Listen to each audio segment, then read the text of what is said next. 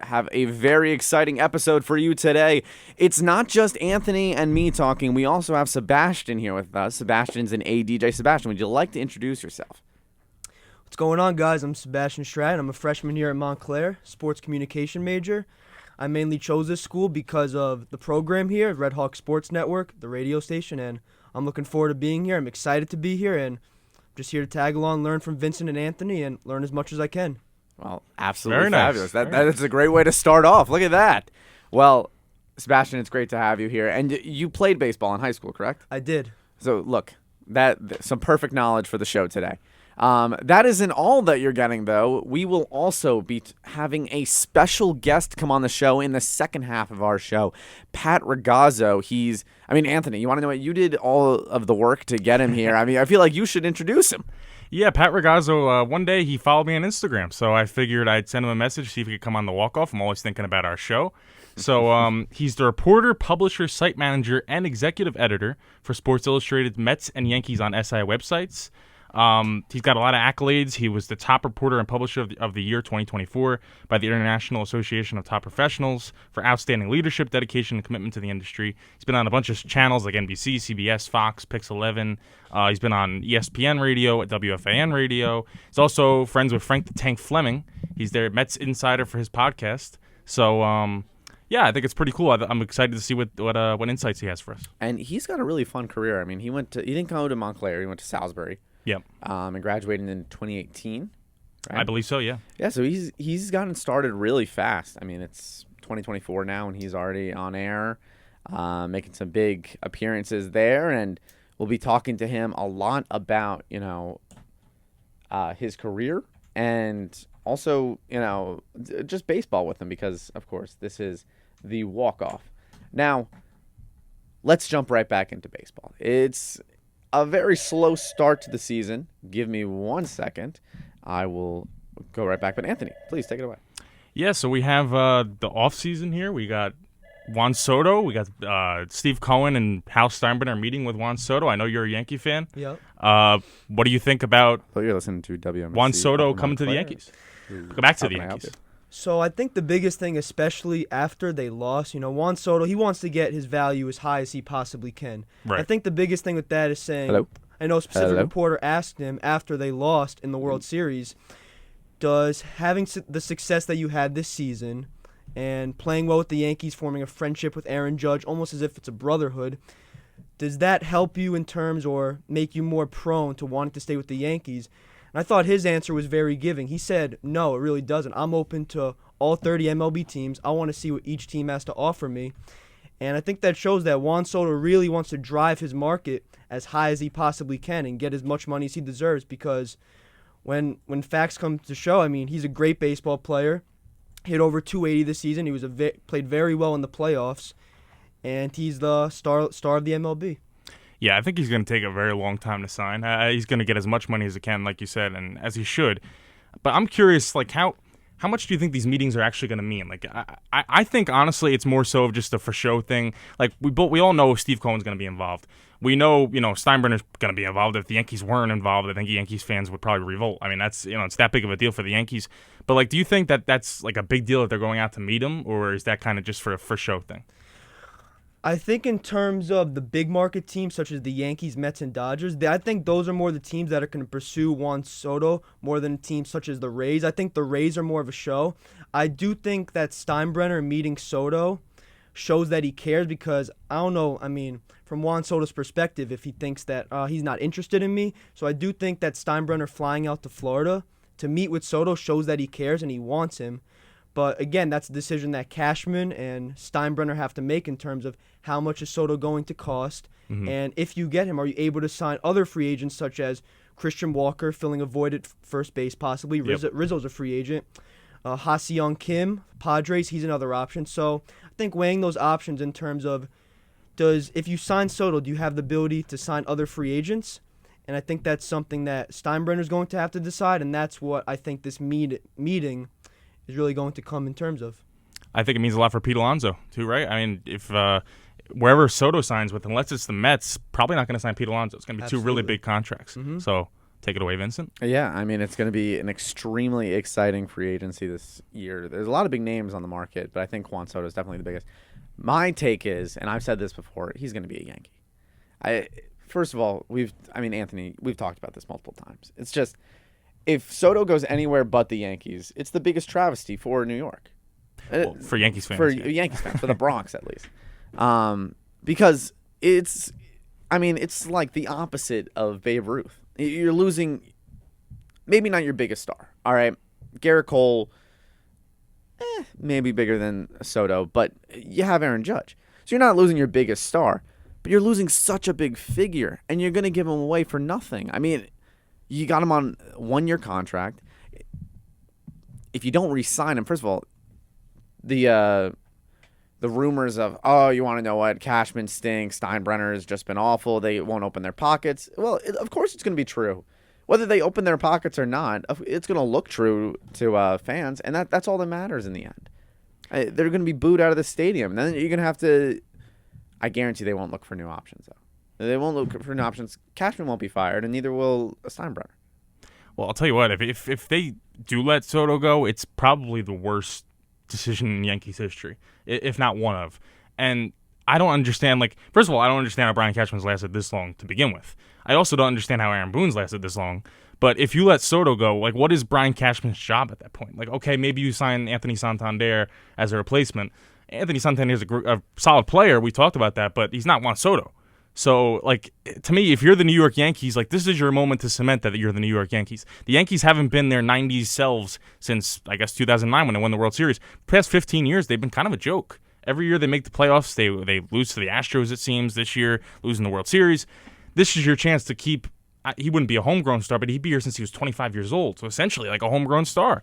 And if you let him go, especially to the New York Mets, that would be Steve Cohen's George Steinbrenner moment, I think. That would be his moment to say, I'm the new king in town now. All right. Well, Anthony, I have a question for you. You're a big Mets fan. Yeah. Let's say, miraculously, Juan Soto gets signed by the Mets. Yeah. I don't think it's going to happen. Okay. I don't care how much they're opening their pockets. But you get Juan Soto. I think in my heart, you're not getting back Pete Alonso then. I agree with that, yeah. Where do you think Pete would go? Where do you think he would fit best? Let's take money out of the equation. Because some owners want to open up their pockets, some don't. Who do you think really... I'd say the Yankees, actually, because you're going to have to find a way to make up for that bat that you lose in Juan Soto. And Pete would fare very well, I think, in Yankee Stadium. It's a much smaller stadium than Citi Field. I'm sure he'd hit 60 home runs there as long as he's on his game. If he has a repeat of his 2019 season, he would have had easily 5 to 10 more home runs at Yankee Stadium. So... Plus, you don't have a first baseman. I mean, Anthony Rizzo's gone now. You're not bringing him back, obviously. No, I don't think so. I feel like that's the easy answer to say, but the Yankees. But, yeah, if you have to do something, if you let Juan Soto go, you either got to get Santander or you got to get Alonso. And Alonso is the quote-unquote bigger name. I think Santander will be the better player for the next few years because Alonso might have injury issues. But, you got to get that big bat. Mm-hmm. So, I would say the Yankees. And, Sebastian, you're a Yankees fan. Mm-hmm. So, I'm really interested to know. Let's say... take Soto out of the mix, because I feel like if you were to ask anybody, Yankee fan or not, they would say the biggest move that the Yankees need to make is Soto. But take away Soto, where do you see that the Yankees need to improve on? And who, specifically who? Is there anyone out there on the market, maybe even somebody that you would trade for that you'd like? I would say in terms of the biggest need, I would say it's definitely first base.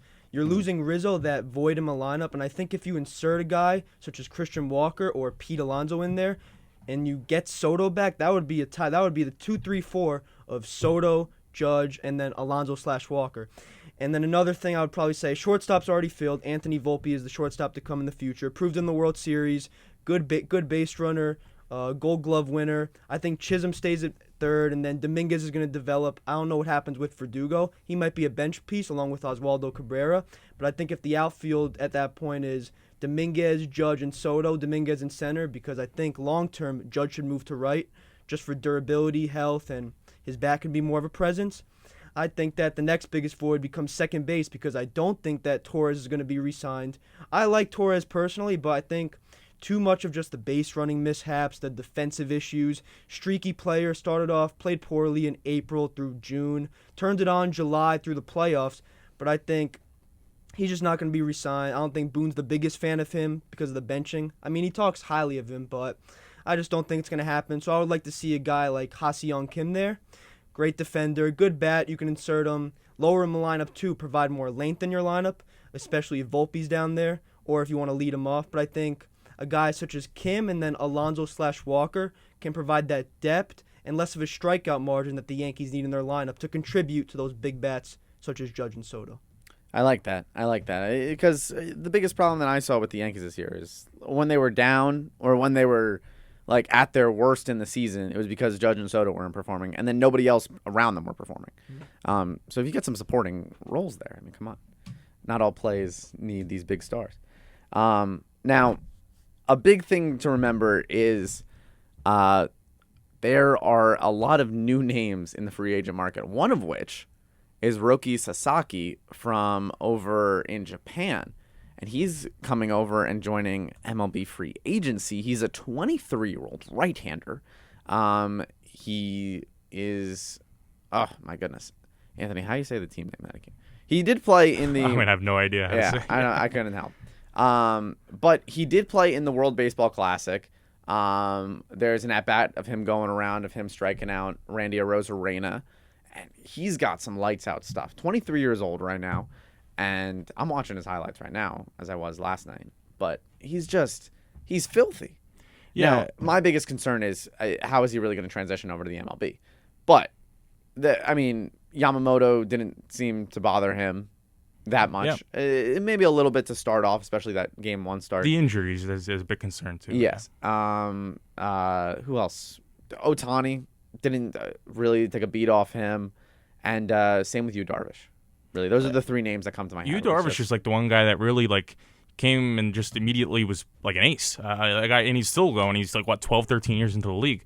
But yeah, I honestly, one thing I'm curious about, and I'm curious to ask Pat Ragazzo about, how much of a chance does he have to not go to the Dodgers? Because it seems like the Dodgers are just the destination team right now. And especially if you got to look at it, if you're coming from Japan, you have Yoshinobu Yamamoto there, you have Shohei Ohtani there. You have guys that know your experience, know what it's like to come from Japan and go to the major leagues. And this is a young player. We're talking about a 23-year-old. So I'm curious to see, do the Mets have a chance? Do the Yankees have a chance? There's a ton of other teams in baseball that need pitching. I don't think he'll cost a ton of money. I don't think money will necessarily be the issue. It's more so where he wants to go. So I'm just curious, where would he go? Because if the Dodgers could get him, and he's the real deal, and he pitches as well as he. I mean, I have his Japanese league stats up right here. I was just going to say 2.02 ERA in 4 seasons. It's crazy. So if he could translate that even just slightly to Major League Baseball, the Dodgers, I mean, it's almost going to be unstoppable. I can't see a way that this guy doesn't do amazing. Maybe he has a little bit of a bump, but 524 strikeouts compared to 91 walks. To put that in perspective, Blake Snell in his Cy Young year last year had 99 walks. Sasaki had 91 walks in a 4-year span over 414 innings. That's pretty good. I mean, these are big numbers, and you want to know what? As we've said, the Dodgers are the biggest suitor, because I'm going to say this. I imagine he doesn't come to an East Coast team. It's just it hasn't really happened. Ichiro went to Seattle. Ohtani went to L.A. Darvish went to Texas. But we usually never see international free agents come over to the East Coast to start off their career. I can't really think. It's Kodai Senga is the last. That's true. Kodai one I can think of. Yep. Yeah, it's gonna be interesting. Let me ask the Yankee fan we have here. Would you rather Corbin Burns? Would you rather Roki Sasaki? What's your thought process? I think I would just whoever's cheapest. Really? Cheaper. Okay. Whoever's cheaper. I think Corbin Burns is going to warrant a lot of money. I also think I think money talks no matter who you are, where you are, what team you play for. But I do think that influence of Yamamoto and Shohei is going to have a role, and I think Sasaki's eventually going to go to the Dodgers. I think it comes down to 3 teams, honestly. I think the Mets and Yankees are out of the equation just because they're an East Coast team, and from a Yankees perspective, I think the last Japanese player they had was Tanaka, I believe, in 2014. Yeah. So, I mean, I think it's going to come down to either the Dodgers, Padres, or Giants, all the West Coast teams, all closest to Japan. But I think I'd just rather have a guy such as Corbin Burns to complement Garrett Cole, especially Corbin Burns nasty cutter, great slider. I think that 1-2 punch, and then you make it to the playoffs. You have Carlos Rodon as your number 3 starter. I think those three fit very well. And then Luis Eel, 4th starter. I think that the opportunities are plentiful, so I would rather Corbin Burns from that perspective. And I think Heel could overtake Rodon, especially the way Rodon pitched in the playoffs. Absolutely. Luis Heel was impressive, and that's, if I were you, that'd be one of my biggest concerns is how is Carlos Rodon going to rebound? Is he going to look like he was 4 or 5 years ago, or is it going to be the same old Yankees Carlos Rodon? I don't know. I think everybody forgets about the moment where he was, I think it was either last year or this year, where he was like arguing with the fans when he was coming off the mound. I forget, he did like it wasn't thumbs down, that was Lindor. But he did something, like he was showing his emotions were high. And understandably so. It's tough to perform in New York, and when you don't perform, you obviously get booed and people yell stuff at you. I'm just curious, can he turn into the New York player that the Yankees were hoping he was going to turn into? Because if not, it's going to be a struggle. The Yankees could definitely go back to the playoffs, but once you reach the playoffs, we saw you face good teams. You got to have good starting pitching. Nothing else matters. You could have Soto and Aaron Judge. You don't have good starting pitching, you have nothing. I don't know. The starting pitching, as much as I want to say like it means so much to a team, because it does mean so much to teams. But the Dodgers did not have good starting pitching this season. It just, if you were looking at the Dodgers and you were saying they need to get better at one thing, it would be starting pitching, because they're not going to make it in the playoffs due to this. So they go out and get Jack Flaherty. And then Jack Flaherty doesn't perform in the playoffs, but they still win. So I think, I still think Sebastian's claim of supporting hitters is the biggest thing. Because the Dodgers don't win the World Series without Tommy Edman. True. They don't win without Kike. These are supporting characters that did an amazing job. They were role players that came through and really struck gold late in the playoffs in the huge moments. And they're not star players. I mean, Tommy Edman, he looked awful in the regular season. Awful. I can't believe he even got the start in the playoffs. And if it wasn't for the Mookie Betts small injury that put him back in right field, he wouldn't. I mean, they would have still had Mookie at short, which I think is a bad decision. And then you lose him. And then Tommy Edman's not there. There's no Tommy Edman NLCS. There's no Tommy Edman World Series. Now, of course, Freddie Freeman, the hero. Mr. October of the new age, yeah. Yeah, seriously. Did great. But I think that the starting pitching did good. But it's not the biggest thing. I still think supporting characters is a good point. Some other names that are on the free agent market for starting pitching, though. Yep. Shane Bieber. Yeah, it's interesting. I love Shane Bieber. Shane Bieber is up there. Jack Flaherty is up there. I know he had a bad playoffs, but he looked really good. Nathan Eovaldi, he's always been solid ever since he joined the Red Sox in 2018. Luis Severino, is he back on the Mets? He received a qualifying He's offer. probably not going to accept that, so yeah. All right. So, not there yet. I think it breaks my heart. I know what we're going to see next year. We're going to see it again. We did the exact same report last year, but Clayton Kershaw is back on the free agent market. Well, you know he's going to get a one-year deal from the Dodgers, and they're just going to keep doing this year in, year out. he never leaves. It's a bad thing, though. I mean, he's 37 now. He had a 3 WAR this year, which wasn't bad, but he dealt with injuries and this and that. He did get to take home his second World Series ring, though, even though he didn't play in the playoffs. Yeah. But, yeah. I will say, though, and I've said this on the show before, Sebastian, I'm interested to know your take. Juan Soto is, the biggest outfielder on the market right now. Probably the biggest bat on the market.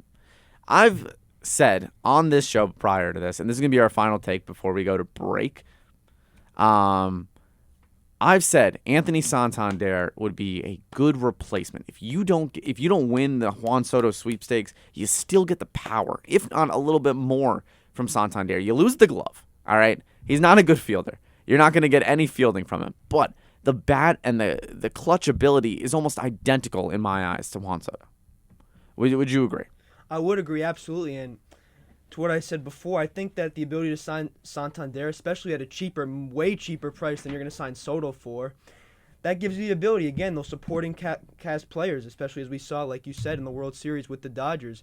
You get Santander, you put him in right, or put him in left, Dominguez, Judge, that's your 3 outfielders. Then you get the ability to go get a guy like Christian Walker and then Ha-Seong Kim, or if you re-sign Gleyber Torres, you put him at second base. Then your infield is all set up. I think Wells is going to be okay. Struggled in the playoffs, but he's going to be that guy for the Yankees. he'll be the starting catcher. I think you pretty much have it set. You have some bench pieces. Verdugo has stated multiple times he wants to return to the Yankees, so he's on the bench. Oswaldo Cabrera. So yeah, and especially that short right field in Yankee Stadium, 314 down the line. That's hitter's gold right there. So I think Santander will play very well in the New York market. So I would like to see that happen if they don't win the sweepstakes. Awesome. Well, and I knew I was going to do that because I just needed to take a water break. We are going to go to a quick break. When we come back, we will have our favorite guest here, Pat Ragazzo, which we're very excited for. So if you'd like to stick around, you are more than welcome to. But if not, we hope you had a fun time listening to the Walkoff on WMSC Upper Montclair. We'll be right back. And welcome back, everyone, to the Walkoff.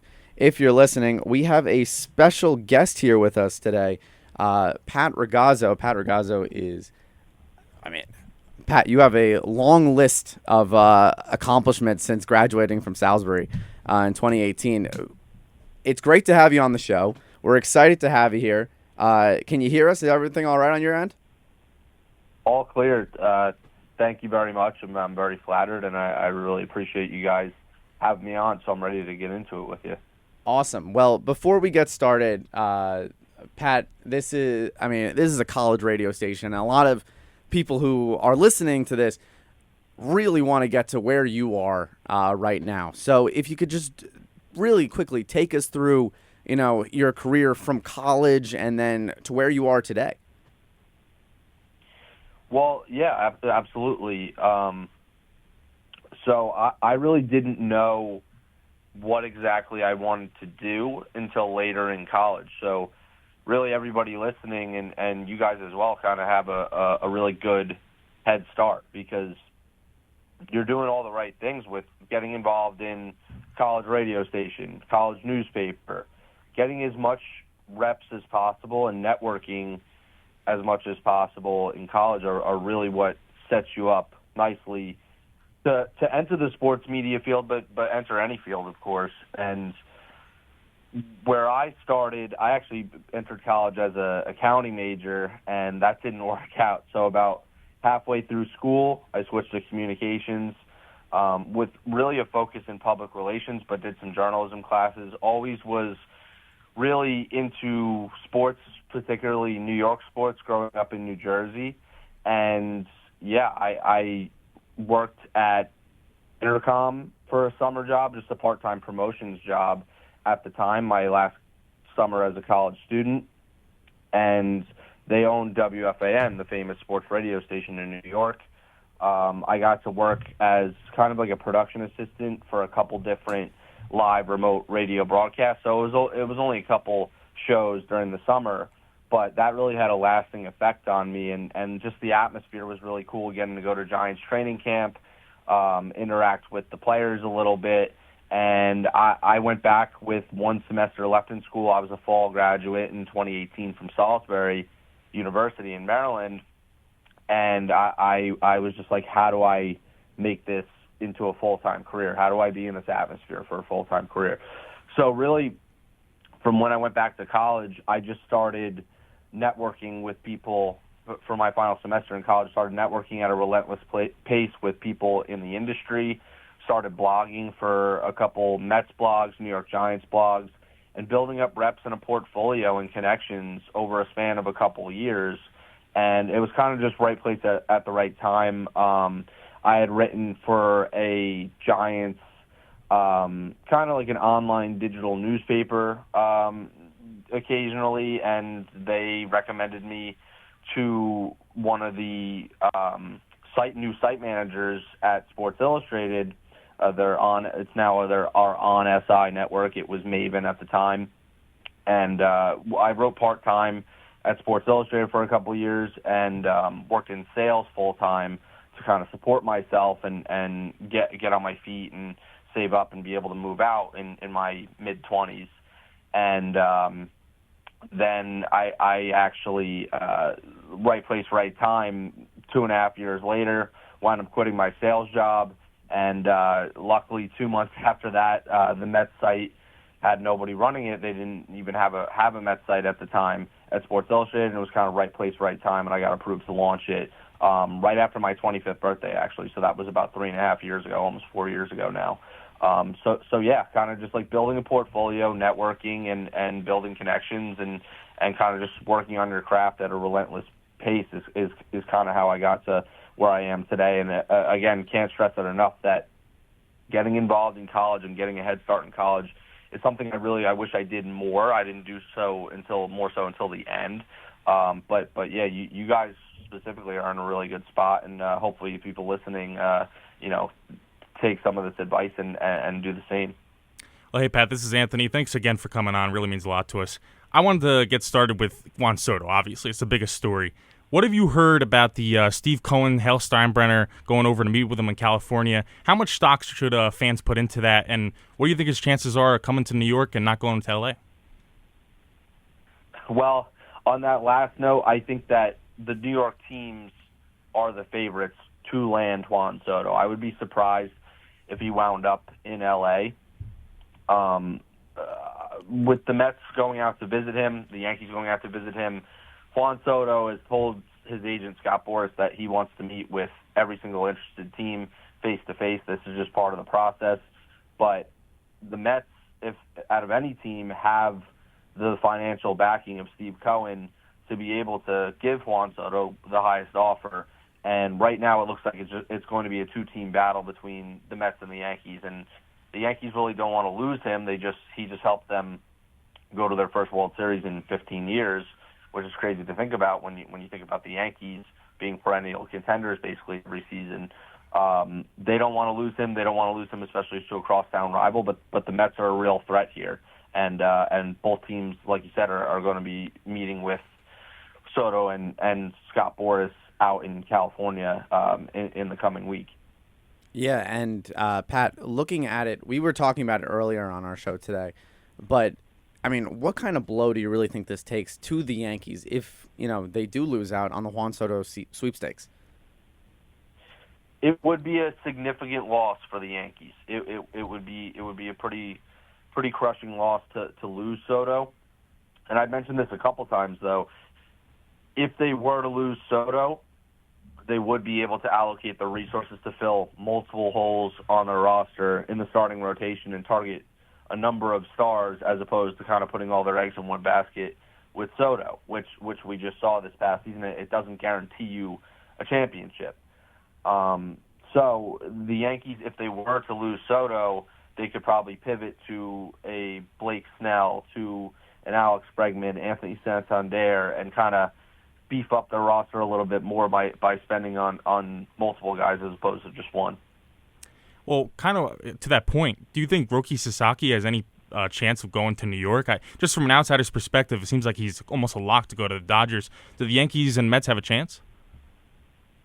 Well, yeah, I think that we can look back last year in last offseason where the Mets, Yankees, and Dodgers were all in on Yoshinobu Yamamoto. And different case because Yamamoto was 25. He was able to get that massive offer from the Mets and the Dodgers specifically, who both offered $325 million, and he chose to go to the Dodgers likely because of location and Ohtani being there, and it's a favorable time zone to Japan, and but I think Sasaki, while the Dodgers are being pegged as the favorites to sign him, the Mets and Yankees have chances to court him as well and lure him to New York. He's only going to be able to get a minor league deal given his age, being 23 years old, and not being eligible to receive a major league contract after being posted. But yeah, I think the Mets and Yankees do have a chance, but obviously the Dodgers do look like the favorites right now.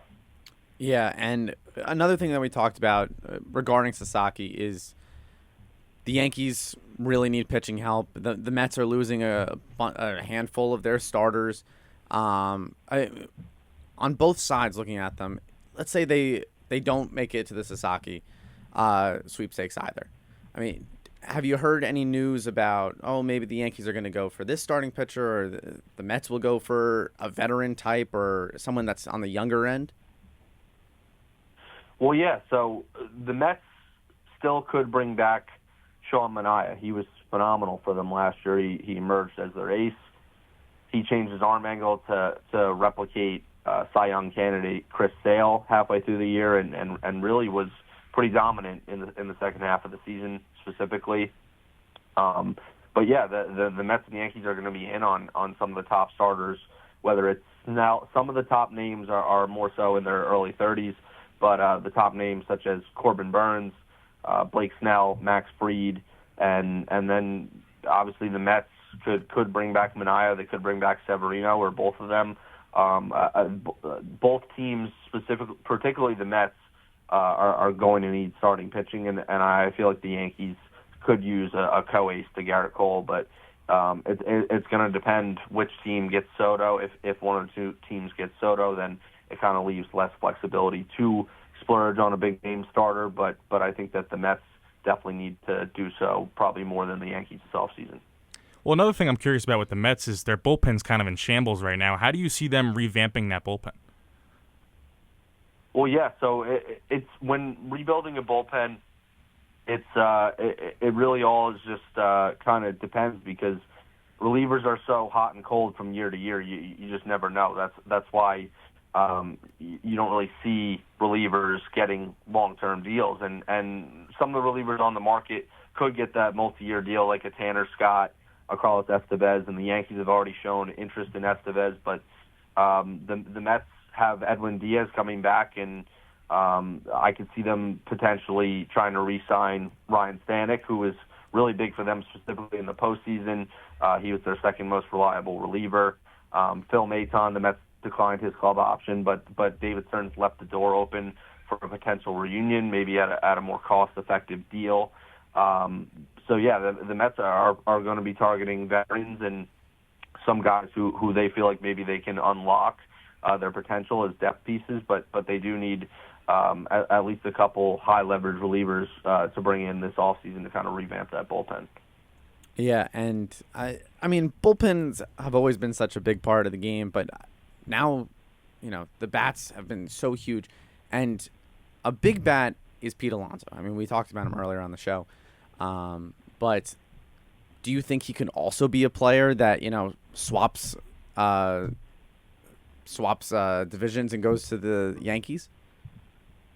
I think it's certainly possible. If the Mets wind up with Soto, Alonso has been linked as a backup plan to the Yankees potentially. They have checked in on him, and this is check-in season for every team and every player, especially the big market teams and the star players on the free agent market. And if the Mets don't wind up with Soto, I could see them giving Alonso a long-term deal and bringing him back, because he's already one of the best players in franchise history. And if they were to bring him back, he would probably wind up being the best offensive player in franchise history. That's how good his numbers have been since coming into the league in 2019.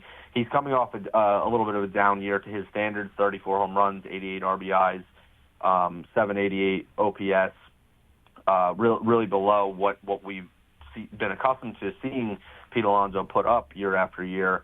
But in the same notion, he is a really important player to this franchise. But if the Mets wind up getting Soto, who seems like their top priority at the moment, yeah, it's certainly possible that the Yankees could wind up spending some money to sign Pete Alonso long term, because they do need a first baseman. But at the same time, it would make the Yankees lineup a little bit right-handed heavy again, which was a problem for them a couple of years ago. That they were lacking left-handed impact bats in the lineup. But yeah, I think it's certainly possible that Alonso could wind up going to the Yankees as a backup plan if they lose Juan Soto. Yeah, and to quickly take it back for a second and to look maybe less at baseball as a job for a second. I mean, have you had any really fun experiences with these players? That I've talked to people from the Nets organizations and all these organizations that have a lot of good interactions with players. Is there any players, especially on such a story-filled Mets team and a Yankees team that went to the World Series? I mean, have you talked to any of these players that you've just had such a memorable experience with? Yeah, I mean, there's a lot of different interactions over the years, and a lot of it is trying to build relationships with the players, build a rapport. with the players. New York is such a big media market. There's so many different writers and reporters from game to game in the clubhouse. But I've definitely had some good, memorable and friendly interactions with players such as Francisco Lindor to Aaron Judge to Brandon Nimmo. I guess one little story that I could share is I was on the road with the Mets in 2022. This was a June series at Dodger Stadium. It was my first time at Dodger Stadium, and the Mets had the best record in the league at the time. They got off to a hot start in 2022. Dodgers were the Dodgers. They were off to a very good start of their own. And Brandon Nimmo was dealing with, I want to say he was dealing with like a little nagging wrist injury. He didn't miss time, but he was kind of a game time decision at the moment. He was getting treatment, and we weren't really sure of his availability. And I actually went up to him in the clubhouse at his locker, and I asked if he had a minute, and I wanted to ask about the ailment he was having. And he had to go to a hitting meeting, but he was like, "I'll come find you after." So I was like, okay, that sounds good. And clubhouse time closed after that, so I wasn't able to talk to him in the clubhouse. But me and some of the other writers were in the dugout before the game and on the field, and Nimmo came out and saw him look a couple different directions once he came out of the tunnel and into the dugout, and he came to the other end of the dugout to find me and talk to me. And that was one thing that really stuck out, that he was willing to do that. And I was only 26 at the time. It was my first full season covering the Mets full time and second season overall. And that's something that kind of left an impression on me that some players like that, Nimmo, obviously a really good guy, that could be so generous with their time, given all the preparation that goes into playing in a major league game for these guys. Well, one other thing I was curious about hearing you talk about is Frank the Tank, who I know you're the I know you're the Mets insider for his podcast, Allow Me to Be Frank. He's an alumni of Montclair State. How's Frank been doing? Frank is doing great. He started his daily walks over a year ago, and he's lost a significant amount of weight. He's really inspiring people, and he's just such a great guy. And he's super passionate about his sports teams, as you guys know, and as everybody knows. And honestly, and I've told him this too, I've never seen him so happy than what we saw out of the Mets down the stretch and in the postseason. He was truly the most satisfied and positive I've seen him. Talk about the Mets in over 5 years of knowing him and working with him. And yeah, I'm really happy for Frank. He's prioritizing his health now, and yeah, he's starting to become a little more positive, which I don't think we ever thought we'd see. No, I agree with you on that, definitely. One last Yankees thing I was actually curious about. They decided to retain Aaron Boone. Do you think there was any pushback in the front office on that? I don't think so. I think Brian Cashman really likes Boone, really works well with him. The players love him in the clubhouse. He's definitely a player's manager, a great communicator, sticks up for his guys, as we've seen him get ejected on a number of occasions, going to bat for his guys on in certain situations. And I'm not surprised that he got his option picked up. Like we talked about earlier in the show, the Yankees went to their first World Series in 15 years, and I think that at least earned Boone another season. And it's still possible that they talk about an extension. So, no, I don't think there was probably any too much pushback in the front office, and especially after I've heard the way that Brian Cashman speaks so highly of Boone. Awesome. Pat, I have one final question from myself. I've definitely been quoted on this show multiple times of saying that when baseball's doing good, it's mostly because New York baseball is good. When the Mets and Yankees are playing good, when they're at their best, and I know the Yankees have been at their best for a long time now, but when both teams are thriving, it feels like baseball is thriving. And I know that's maybe because, they're located in Secaucus and they're so close and this and that. But from a reporter standpoint and from seeing baseball for the past couple of years, and even as a fan, have you seen that baseball just looks better, is better when New York baseball is at its finest? Yeah, I think that you could say that in any of the major sports, that when the New York teams are playing well and are contenders, that it's great for the sport. You look at the Knicks, you look at the Giants and the Jets, which you can't say that about the Giants and the Jets now for quite some time. But yeah, no, I would agree with that sentiment that baseball is at its best when the Mets and the Yankees are both playing well. There's just a lot of buzz. The atmosphere is great, especially in this market, and it's the biggest market in the world. So yeah, I think especially with what we saw with the Final Four teams in baseball this year being the two biggest markets in LA and New York. Yeah, I think that it's a great thing for baseball when the Mets and the Yankees are contenders. Pat, I really just want to thank you for your time.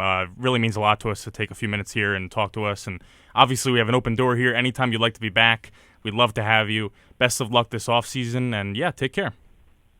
Sounds good. Yeah, thanks so much for having me on, and definitely keep in touch. I appreciate it. Awesome. Thank you so much, Pat. We've had a great time with you, and we hope to see you soon. But as for the walk-off, we are going to say our final goodbyes here, and we will see you next week when we will, once again, Sebastian will be back for his second week, and we will keep things rolling just like we always do. Love to hear it. All right. Thank you again, Pat, and we'll see you next time. And as for the walk-off, thank you for listening, and you'll be back on your regular scheduled 90.3 WMSC Upper Montclair in just a little